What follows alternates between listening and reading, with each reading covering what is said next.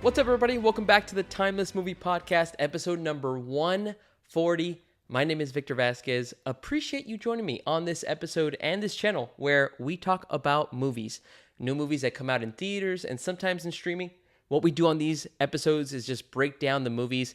First half, we'll do non-spoilers, give you an idea about the movie, what my opinions are, whether you should check it out in theaters or streaming, or maybe even skip it altogether.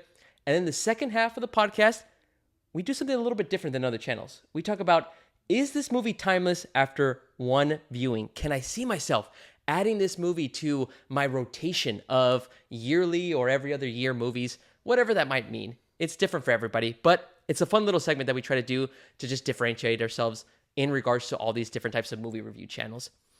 Little housekeeping. Timeless Movie Podcast is available on all platforms like Spotify, YouTube, and Apple Podcasts. Give us a listen, follow, subscribe, do all the good stuff. Leave us a review. Would love to just hear your guys' feedback about the podcast.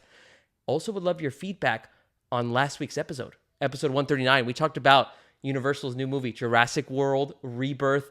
I thought it was a fun time. Dinosaurs are always cool to look at. They're always awesome, but not the best Jurassic Park movie or Jurassic World movie. So let me know your thoughts. Leave a comment if you've seen the episode and what your ranking is of the Jurassic World movies. All right, without further ado, it's episode 140. We have the guest. We have the man. We have Mr. Omar Vasquez. I'm just going to cut to the chase, man. No AKAs. That's how it should have been. I also noticed they say episode 140, but you don't have the numbers on the titles anymore. Yeah, I wanted to switch it up. So how do people know it's 140? If you look at the description, it says the number right there. Yeah. All right then. That tells me that you're not reading the descriptions. True. Man, how dare you? My own brother. That's fine. Like, you have to expect every viewer has to be different, you know? That's true. I respect that, man. Like, not every viewer is going to read the description. Not every viewer is going to read the comments. And then, speaking of that, Mr. Om, not only are they not going to read, maybe they might not even look up. Whoa! Because what happens when you look up? What? You might see a bird, you might see a plane, but not today. You might see Superman. Episode 140, guys. Well, Mr. Om, I'm always being redundant in everything that I talk about in this podcast. Okay. I always say the same thing. Every time you're on, every 5 episodes, what do I say? Mr. Om, I'm excited that you're here. Today, though, I'm beyond excited. I'm ready to talk to you about Superman, what my thoughts are. Me and Omar have already seen the movie. We were able to go to a early access for Amazon and see this movie before it got released. So we have not talked about it. So Mr. O, before we jump into non-spoiler thoughts about Superman from James Gunn, from DC Studios, the kickoff of a new DC universe, I have one question for you. What is your connection to Superman, the character? What are your earliest memories and how has that changed maybe since you've been a kid to now? Justice League animated series, right? Yep. Or the animated series, the Superman animated series. Yep. But I never watched the shows. I would watch them occasionally. But we're Batman fans, right? Yep. I didn't get into Superman until recently. Yeah. In my adult life. That's when the character started making sense to me, you know? So, I have a lot to talk about this episode. Let's do it, man. I love it. But that was my first introduction to the animated series. Yep. But I still think to this day is the best interpretation of Superman. Yeah. Got it. But when it comes to Superman itself, has it been a character that you've actually cared about as much as Batman, or has it ever gone into that level? Or no, I think Batman's always gonna be my favorite. Got it. But now Superman's he's up there. Yeah. But nobody used to like Superman when we were growing up. You know? Yeah. But I think that's what makes. I think that adds to the hero. You know. Yeah. I think that's a big part of the hero in this movie. Mm-hmm. Or I feel like that's what James Gunn is trying to portray in this movie. He's trying to add that to the hero. Superman is not cared about, and it's true amongst fans. Yeah. Or they kind of take him as the good guy, you know? Exactly. Generic good guy. The Boy Scout. Yep. I like that, Mr. Rome. I was going to say something very similar. My first connection and memory of Superman is the animated series. Watching him from the Batman animated series when they would have those crossover episodes, and then trying to watch some of those episodes. I never watched the entire series of the animated Superman show, and then I remember watching it from Justice League. But yeah, I've never had like a true connection to this character. Like I always thought he was boring. I never had any type of feeling that would really like pump me up the way that Batman would pump me up, the way that some of Marvel superheroes have really gotten into my brain of like, and really into my life of like, they excite me. They give me this rush of like, yeah, I can't wait to see more of their story. He's just always been a character that like, in anything really, like and even like not to bash on like, Man of Steel. I always liked Henry Cavill's kind of interpretation of it. I think I liked how he would look, but like his character I felt like it was always muted. And so I'm like, is that how he's supposed to be? I didn't know. So that's just, again, I just wanted to say that and kind of kick that off just to kind of let people know that are listening, like what our thoughts are on Superman before actually kind of diving into it. So, Mr. Rome, I think this is a great segue. Let's fly over, if we could fly, to... How many more of these puns are you going to do? You're going to have to find out as we keep going. Non-spoiler thoughts. Mr. Rome, I'm going to kick it off. You and I don't know what each other are thinking about for this movie, so jump in at any time. But I'll jump into it. After I left the theater, I want to say it, not even after I left the theater. I think once the movie was over, I felt like this movie was fantastic, Mr. Rome. I had such a great time. I don't know how I'm going to describe this makes sense, but I feel like when I left this movie, or even as I was watching it, this movie like filled me with joy, if that makes sense. Like every time I saw Superman fly around like the different types of areas like Metropolis or in different action sequences, when he would interact with some of the familiar characters like Lois or Jimmy Olsen, or even characters that I never knew, like Mr. Terrific or Green Lantern, something about it just like it like made me feel like a lot of joy. I was like, all these moments just felt so like fulfilling in a way. It's just like a lot of enjoyment. So I don't know if that makes sense, but like that's kind of what I felt as I was watching and experiencing the movie. So many great things. I think partly it has to do with how like great the story was that James Gunn kind of set up. It also feels familiar though. Like it feels like a story that I've seen before. Like it's not something new. It doesn't revolutionize like superhero movies, but it does add like these new elements, but it still feels like the type of language that I understand because I understand James Gunn's kind of movies, right? Like I've seen so many Guardians of the Galaxies, so many Suicide Squads, like those movies all connect with me. I love the way he builds the universe and builds these interesting characters, and it just worked. And so those are just my overall thoughts. I thought the movie was great. I do have, not cons, slight nitpicks that I want to kind of pick your brain on and see if I'm like way off. I'm pretty sure I am, and just being too picky, but I had fun, man. Any different opinions? Any other thoughts that you might want to add? No, I agree. Yeah? Fantastic time. You were filled with joy as well? Joy? No. Oh. But does that make sense? Like as a feeling that maybe you could have? Not in this movie, but have you ever watched a movie where you're like, you just know that you're smiling and you're like, damn, it's just a great time. Can't think right now. All right. Well, that's what I felt in the theater. I just wanted to let you know that, like, as I was watching it, like certain scenes, and I think it was probably because of the pro Superman heavy crowd that we were in, because everybody was in love with Superman. So I feel like you're also falling into social experience of like everybody enjoying it. So yeah, overall thoughts. That's really what I enjoyed about this movie. If I can kind of give everybody a little plot synopsis, let's give everybody a little bit of thoughts as to what this film kind of takes place or what it's about. Essentially, at the beginning of the movie, has opening credits, and it kind of gives you a little bit of a timeline. It tells you like 3 centuries ago, metahumans come to Earth. And I think it starts breaking it down. 3 decades, 3 months, 3 weeks, 3 days, and I think eventually 3 hours. And then you eventually get placed in where the Fortress of Solitude is for Superman, where he usually resides. And he's just lost his first battle. That's our first look at Superman.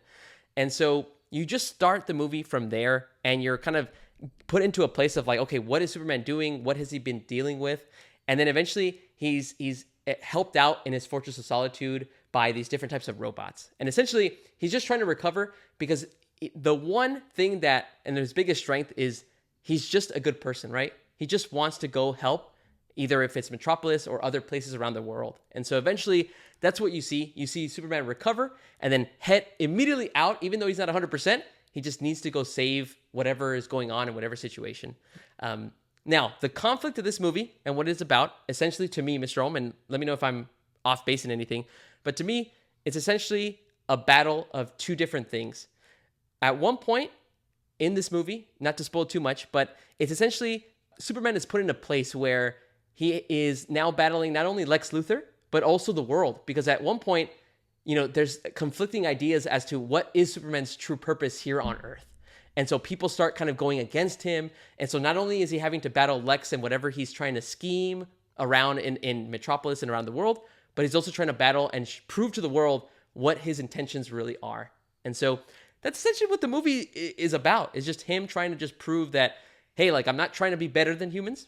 I'm just trying to show that there is good in this world. Even if I'm not a human, I want to show that I can be the best human that I can be. And so that's kind of how I feel that the story is really about. Mr. Rome, any kind of other thoughts that you have on that, on the plot of essentially? I don't want to go too much into detail because I feel like it'll just spoil too much. I think overview, that's fine. Yeah. Overall, again, I had a great time. I laughed so many times, Mr. Rome. So many hilarious scenes. Anytime there was any action, I thought visually it looked really good.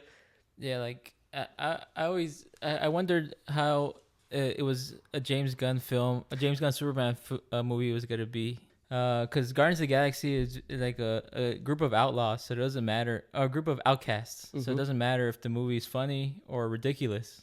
Because these heroes, we don't take them serious. Mm-hmm. But Superman is like the hero, the oldest hero there is. And so I was wondering how James Gunn's directing and storytelling. I was worried when they first announced he was directing it. I was worried because I was like, I don't think that's gonna fit the tone for Superman. Mm-hmm. But I think he really blended the comedy with the seriousness really, really good. Because there is funny jokes. There is going to be funny scenes, ridiculous scenes, like most how we see in Guardians of the Galaxy and stuff. Mm-hmm.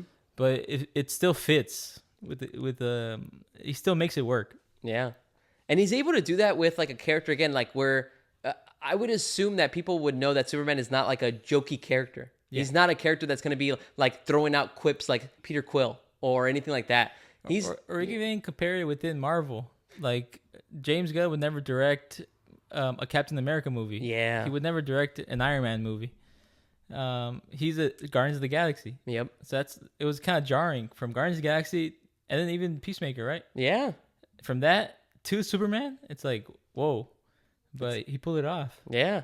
It was incredible, man. So I'm glad that you pointed out the James Gunn factor of it, because he definitely has this amazing skill to make these characters, even around Superman, just interesting. And like, you want to know more about the world. I want to see more, even though it's already, it feels lived in, which I think is like one of the biggest things about why I love this movie. It just feels like it's already been going for such a long time. But, and you know why? Why, man? Because there's no origins. Yeah. I'm anti-origin story. That's one of Mr. Ohm's biggest, critiques of any movie as well. Number one critique, maybe? Origins, right? Mm-hmm. Number two, Zendaya, always the same character. Zendaya's an example. Okay. Typecast characters. That's right. Zendaya, I'm not on the same boat with Mr. Holmes, so just letting you know that. You think she's listening? I hope so. But yeah, it's not an origin story. Yep. We're just there. Yep. Fortress of Solitude, there. Crypto, there. That's all you need, man. We get it. Like, we learn about their relationships.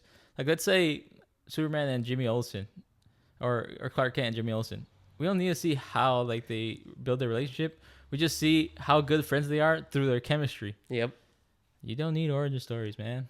Love it. I guess, Omar, I think this is a great segue. You talking about like the film not being an origin story. Is that one of your pros? Like, let's give some like very high level, like two to three pros if you have any, of like just overall why you enjoyed it too. Is that one of them? Like, okay, or no origin stories?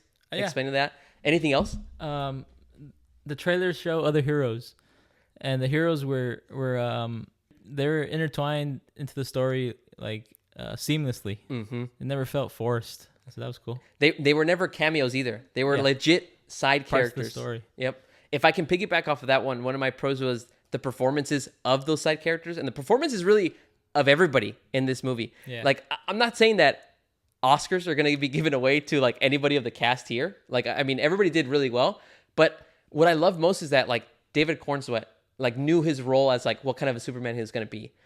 Nathan Fillion knew his role as Guy Gardner as the Green Lantern. Everybody knew what they were supposed to do in this movie, and everybody just executed so well. And so that was one of my pros too.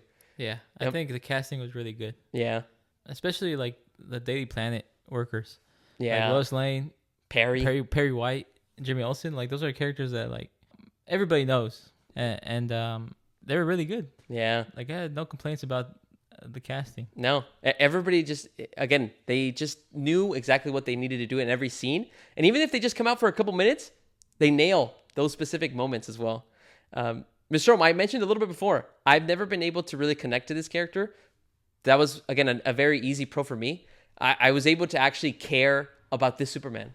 Like, I wanted to know, again, what challenges he was actually facing, like what specific situations, like, you know, we know that he's a Boy Scout, but like I wanted to know a little bit more like that, and what happens when he does face a credible challenge like that. Like how is he going to, you know, interact with these types of characters or that type of like a roadblock? And so again, it was able to make me want to see more of Superman. Like I want to see more of these stories. This is only like a little tidbit of it, right? Like I want to see what other challenges will come in the future. And so that's like, I think that one of the biggest pros I can give is that it actually made me care about Superman, about Clark Kent.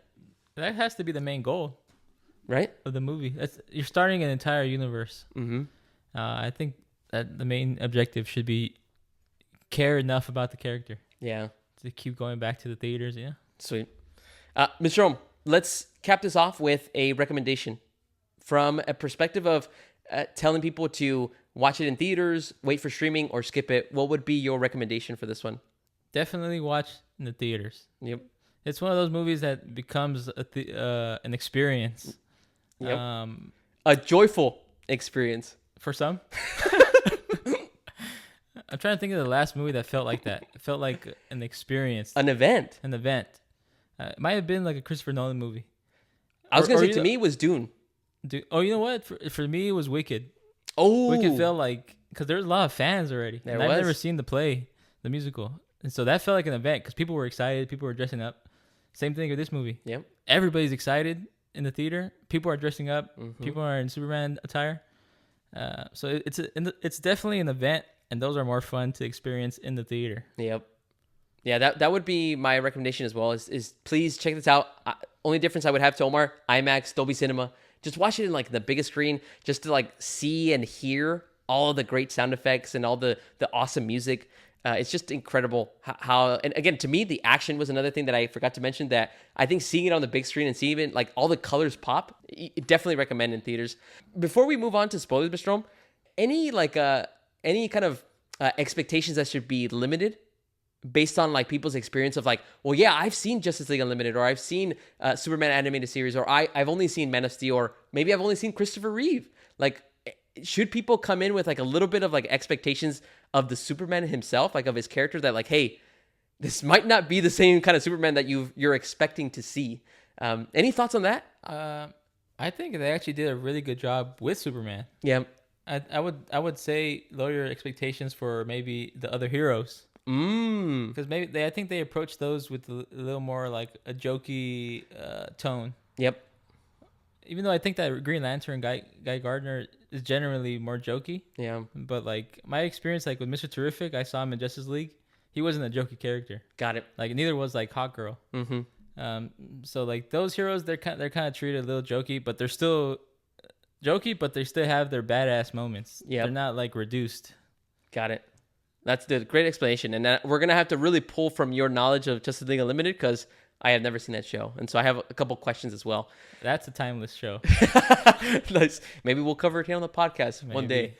Well, guys, those are our non-spoiler thoughts. We went a little bit long, but just wanted to give you really a good idea and a perspective as to how much we really enjoyed this movie. So again, those are our recommendations from me and Mr. Rome. Go to the theaters. Check this out as soon as possible. And in the comments, let us know if you agree or disagree with some of those thoughts. Now, let's go ahead and move over to the next segment, which is the timeless section of this podcast. So if you have not seen Superman, please leave this podcast, watch the movie, then come back. And again, in the comments, leave a review, do whatever you can so you can interact with me and Omar, and we would be happy to talk a little bit more about this movie. Again, I don't want to ruin your experience of Superman. So that's where we'll leave it off, guys. Don't want to spoil too much, because there is a part 2 of this discussion of the movie Superman between me and Mr. Ohm. So if you want to hear more of those spoilers, more of whether we think that this movie is timeless or not, make sure you follow us on Apple Podcasts, on Spotify, subscribe to the YouTube channel. That way you're notified as to when part 2 will be made available. It should hopefully be out over the weekend. Just want to give some time to the folks that have not seen this movie. That way they're not spoiled in regards to all the stuff that's going to be appearing online as well. So make sure to follow the channel. That way you guys are up to speed as to what new stuff we have coming out and for part 2 of the Superman review. All right, guys, thanks so much, and I'll talk to you later.